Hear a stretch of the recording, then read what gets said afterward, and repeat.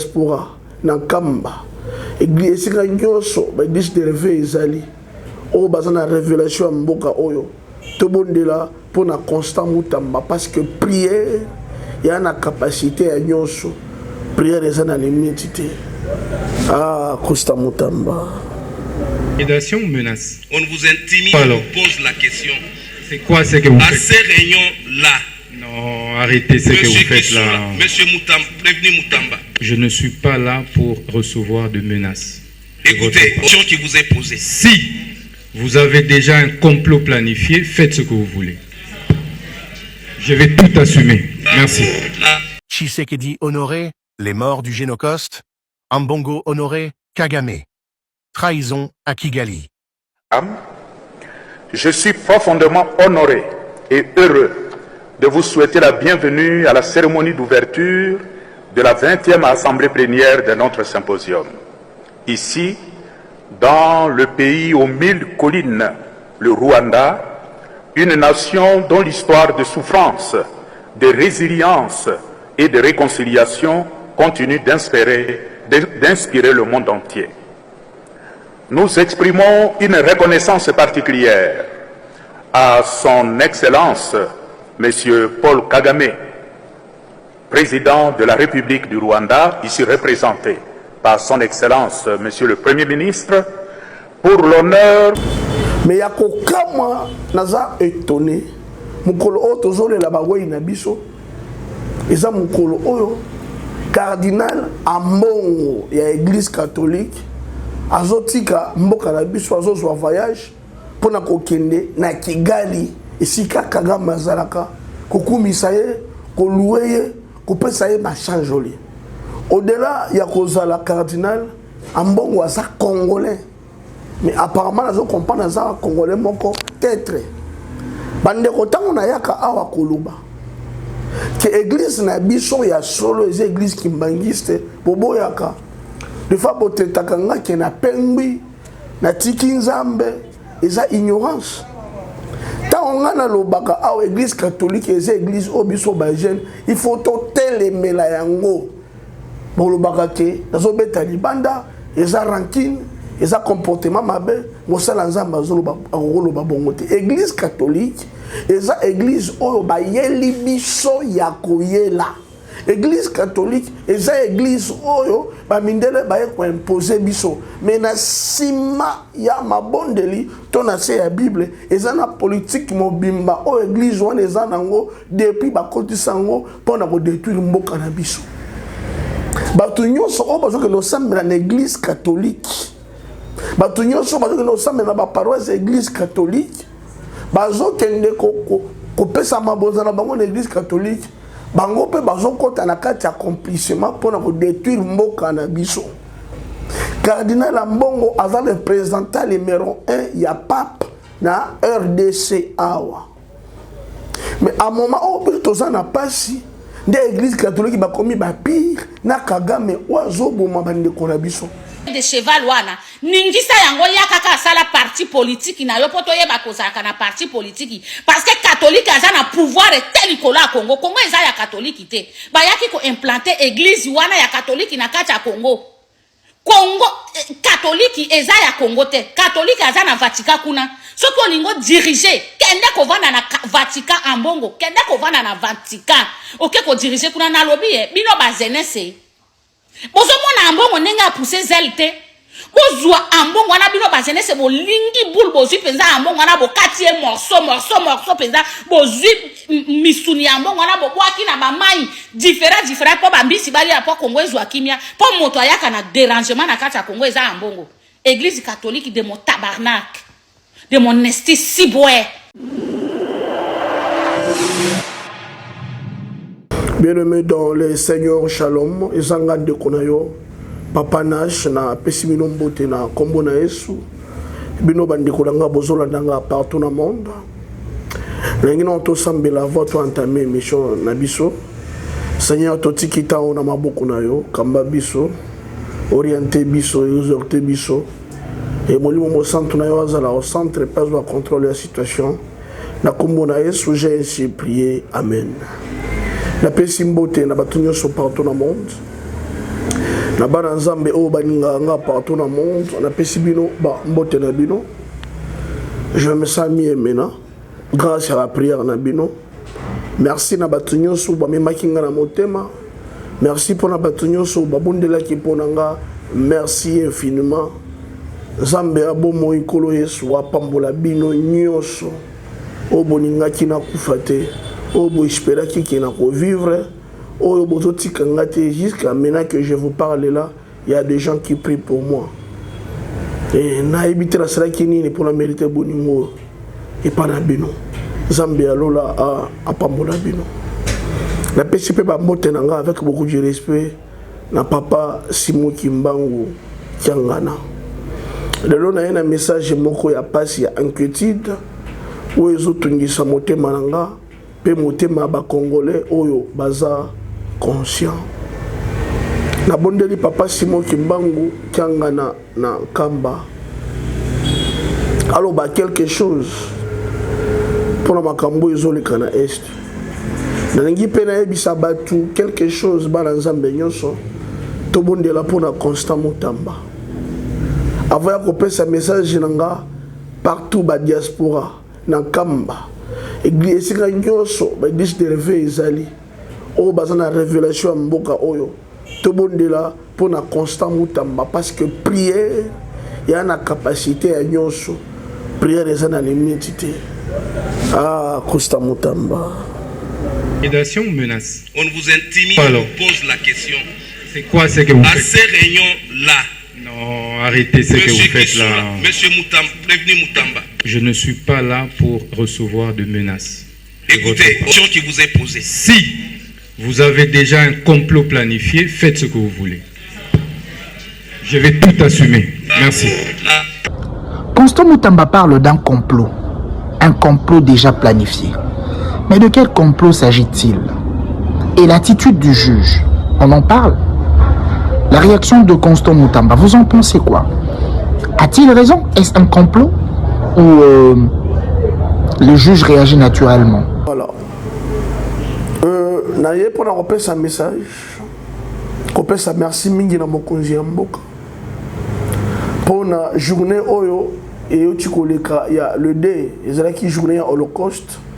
Qu'on penser puis qu'on tient la place publique pour na ba mort oyo ba kufina mboka na biso este ya mboka na biso Goma Kivu plus de 30 ans ba congolais bazo kufa bazo boma bango na moment où tozo penser na bandeko o bazana Goma bazana na Kivu maltraitant so bazana ngo et à un moment je vous parle là pe boyebi que Goma ezana maboko ya ba rebelle et ba congolais baza l'est ba congolais bazo kufa butu pena moi et Kagame mende aza hotel ya ba mora bandeko na biso nyonso o ba kufaka Kagame mende aza hotel et puis yebani lelo monde entier que Kagame mende aza hotel ya malheur ya bandeko na biso. Mais ya kokama naza étonné mukolo o tozole la bagoi na biso eza mukolo oyo cardinal Ambongo ya église catholique azotika mboka na biso azozwa voyage pona kokende na Kigali esika Kagame azalaka kokumisa ye koluwe ye kopesa ye machanjoli au-delà ya kozala cardinal Ambongo asa congolais. Mais apparemment, je comprends que les Congolais sont peut-être. Bande kotango na yaka awa koluba. Que l'église na biso ya solo les églises qui mbangiste bobo yaka. De fois bote takanga ke na pengbi na tiki nzambe eza ignorance. Ta onga na lobaka awa église catholique les églises obiso ba jeune, il faut to telemela yango. Bo lobaka ke nazo beta libanda eza rancune eza comportement mabe mosala nzamba zoloba ngoloba bongote église catholique eza église oyo ba yeli biso ya koyela église catholique eza église oyo ba mindele ba ko imposer biso mais na sima ya mabondeli to na se ya bible eza na politique mobimba o église wana eza nango depuis ba kotisango pona ko détruire mboka na biso bato nyonso oyo bazokende osambela na église catholique, bato nyonso bazokende osambela na baparoise ya église catholique, bazokende kopesa mabonza na bango na église catholique, bango mpe bazokɔta na kati ya accomplissement mpona kodétruire mboka na biso. Cardinal Ambongo aza le représentant numéro 1 ya pape na RDC awa. Mais à moment où toza na pasi nde église catholique bakomi ba pire na Kagame oazo boma bandeko na biso.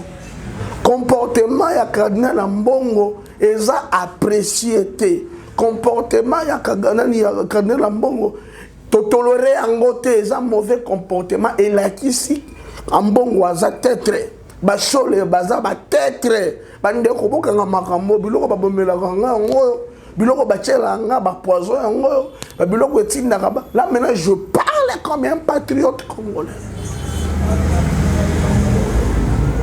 Acte oyo Ambongo asali na bamboka mosusu bakolapide ye, bakokanga ye, bakokate mike mike, puis bakobwaka ye na bambwa. Eza abomination. Et nazolela mingi kaka silence ya papa Tiangana, papa Simon Kimbangu azotala makambo mbongo azosala biso kaka boye. Bango bazala maloba ya koloba pe mboka na biso ezwa kimia parce que église na biso ya solo eza église kimbangiste. Papa Simon Kimbangu Tiangana tomoni na makambo ya 26 awa papa azwaki maloba, papa alobi pe esalemi ndenge papa alobaki, batosi bato ya 26 bakie kamba te pe kimia ekoti deba esili tembe esili ebongo kasi papa pona Ambongo pona église catholique papa pona bana o bazana Goma bazana na Beni bana o bazana na Kivu papa Simon Kimbangu Tiangana bozolo banini baloba nini bozo pesa papa mukolo tozolela bawe na biso le de oyo tikoleka awa eza mukolo oyo Ambongo azotika RDC paka nokutana na Kagame et puis pona nini kozela kaka mukolo oyo biso tozolela bawe na biso po Ambongo akinokutana na Kagame. Papa pona nini ezobima lokwa nazokosa botala ba eloge oyo Ambongo azopesa Kagame. Et na kati ya ba image oyo botala pe patriote moko consciente mama nanga moko wa mungala malobe matie na motema pe a s'adresser na mokonzi ya mboka pona Ambongo. Papa Simon Kimbangu Tiangana botala image oyo pe tozonga. Merci beaucoup. Tshisekedi honoré les morts du Génocoste, Ambongo honoré Kagame. Trahison à Kigali. Je suis profondément honoré et heureux de vous souhaiter la bienvenue à la cérémonie d'ouverture de la 20e Assemblée plénière de notre symposium. Ici, dans le pays aux 1000 collines, le Rwanda, une nation dont l'histoire de souffrance, de résilience et de réconciliation continue d'inspirer le monde entier. Nous exprimons une reconnaissance particulière à son Excellence, M. Paul Kagame, président de la République du Rwanda, ici représenté par son Excellence, M. le Premier ministre, pour l'honneur fait à cette Assemblée en l'accueillant si généreusement ici à Kigali. Je charge M. le Premier ministre de transmettre notre sentiment de gratitude à son Excellence, Monsieur le Président de la République.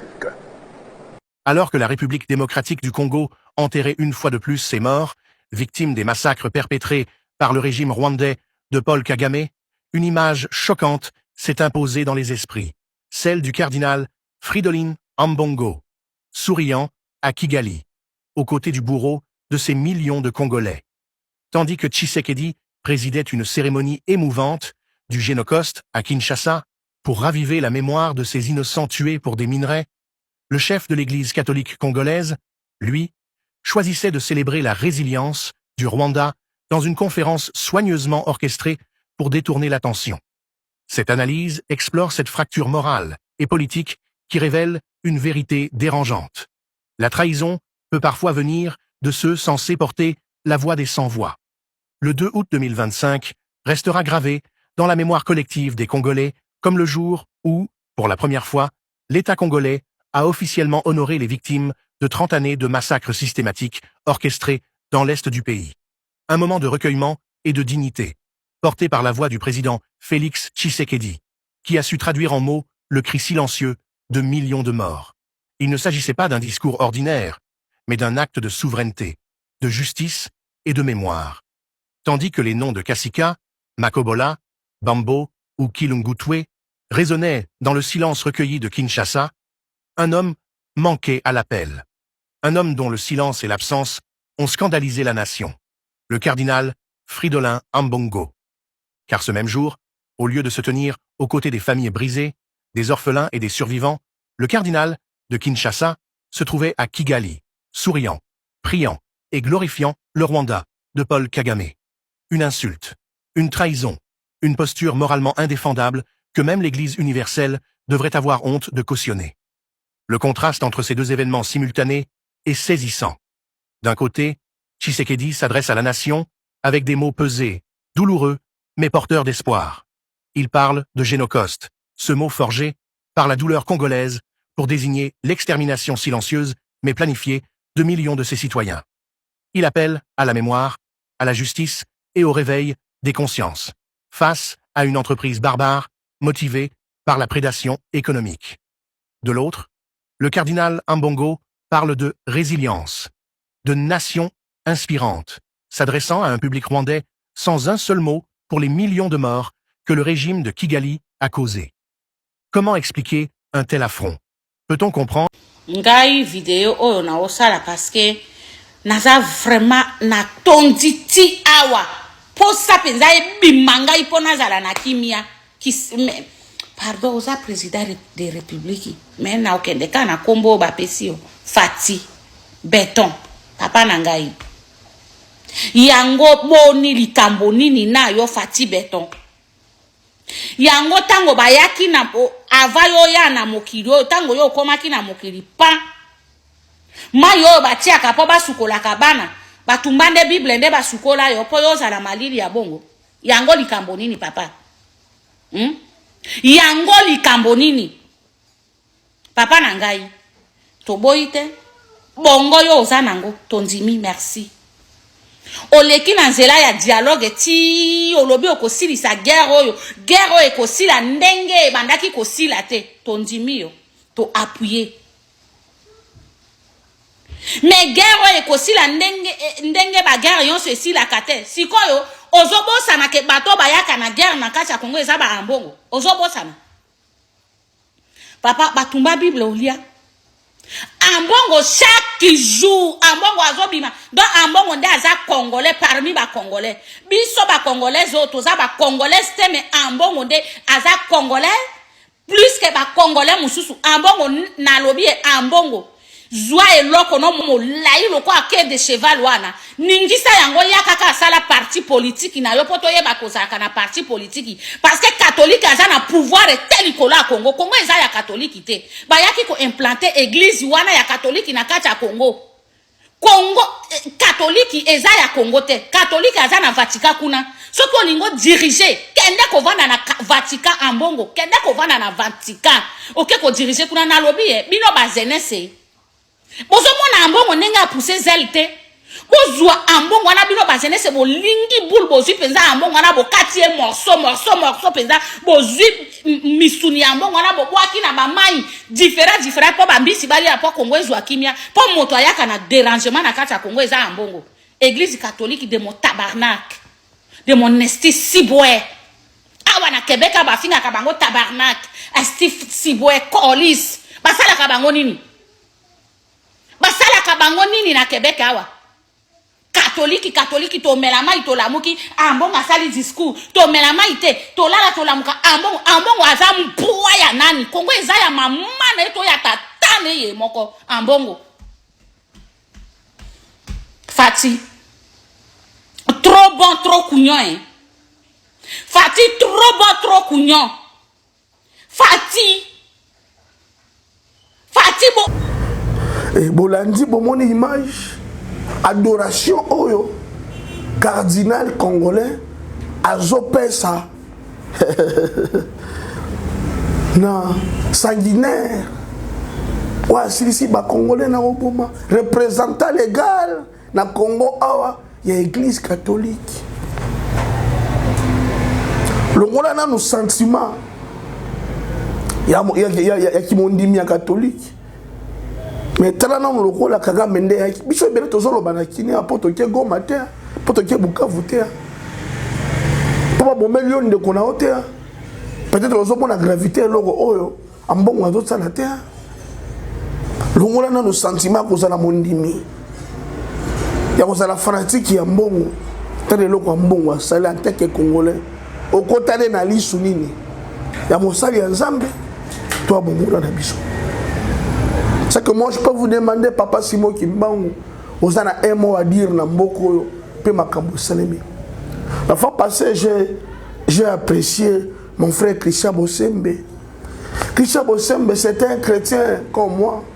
À sa chrétien, église de réveil. Mais la fois passée, quand on s'est retrouvé dans Kamba, devant Papa Simon Kimbangu, Kiangana, à Sengaki Bolimbi, si pour la Bajane. Bajane de Babambaka, zoto ya Papa Diangen dans Kunti Mabanga, Zababiloko na loba. Mabota ya Bajane wana nyonso, oh Babambaka Papa Simon Kimbangu, Kunti Mabanga. Le loba ça na problème ya kozala baba, baso bota ba avec na ba famille na bango. Na pesaka initiative awa ba se diriger dans Kamba, ba ke negosenga bolimbi si ya makambo ba grand-père na bango basala. Bokesa ki na zokosa. Tango Papa Christian Bosembe azalaki na Nkamba, tozalaka toujours na avance en mona makambo. Malgré mon père ça biso ba raison après, mais tozalaka toujours na avance en mona makambo. Ata bozolo ka bon empoisonné biso to kufa, mais tozalaka quand même na avance en mona makambo. Et tango Papa Christian Bosembe azalaki na Nkamba, asengi bolimbisi na Papa Simon Kimbangu pour nenge to krashaki na mémoire ya Papa Diangeni na Kuntima Joseph et ben na malédiction. Après combien des années à émission na salaki que mabota oyo baté bana na bango batele maka na balabala to ba para oyo batele maka na balabala ya ko bamba serke ya Papa Diangeni na Kuntima mabanga et ba descendant na bango ba kuma na problème ya robota ba baba na ba aveugle c'est ça le bloc na lobaka tant Papa Christian Bosembe do senga Papa Diangeni na bolimbisi pour la jeunesse congolais. Ça se réfère à ma famille. Ça va bien qu'on a l'oba 40. Des fois, on a traité mon talokuta, mon tout monde a pengui. Le monde spirituel existe. L'esprit des morts qui accompagne le vivant, ce n'est pas tous les morts, mais les héros.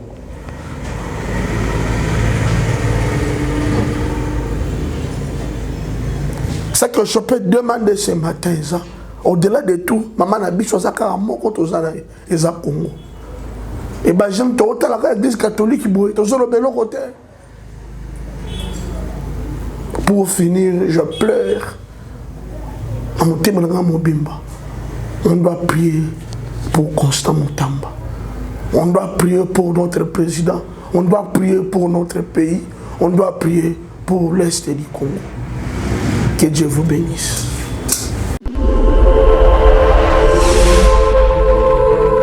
Bien-aimés dans le Seigneur Shalom, c'est bien moi votre frère, le pasteur Israël Nash, représentant légal à Ophelina. Jésus est mon papa. Jésus est mon papa à Kinshasa, déjà Bosunga Kaboyebi, Tozana quartier Kauka, Tokangamina Université Kimbangiste, c'est Prince Bongo. Ça fait déjà une année. Toza sous na Ophelina, Jésus est mon papa na Goma, qu'on appelle ça qui initiative, tout banana Goma. Ça fait déjà une année que nous avons Ophelina Jésus et mon papa na Goma. Nous avons plus ou moins 58 enfants na Bilili. Et bazo benga biso les sous baba ki sabana. Tozo ebate to juste na ndaku ya 5 chambres. Tozo ebate ba ovanda wapi. Ba kolala ndenge nini tala bana kutu bazo vanda la mabele. Il y a vraiment beaucoup de difficultés. Na Goma, précisément, na Est, Bisika, Bitumbizali. Par rapport à la situation de Mboka, par rapport à certaines réalités qui sont passées dans Mboka, nous avons senga, les vrais patriotes, tous sont bana oyo bazo kufela ba parents na moment de guerre, ils ont gagné pasteur Israël Nage. Nous avons juste 100 individus où on zamba pesi mosala ya koboko la bana.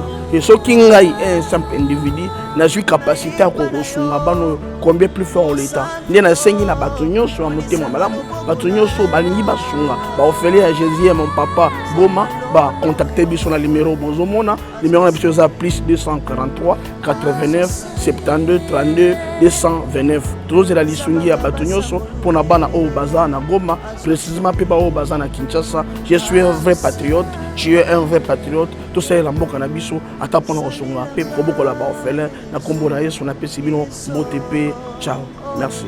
Jésus est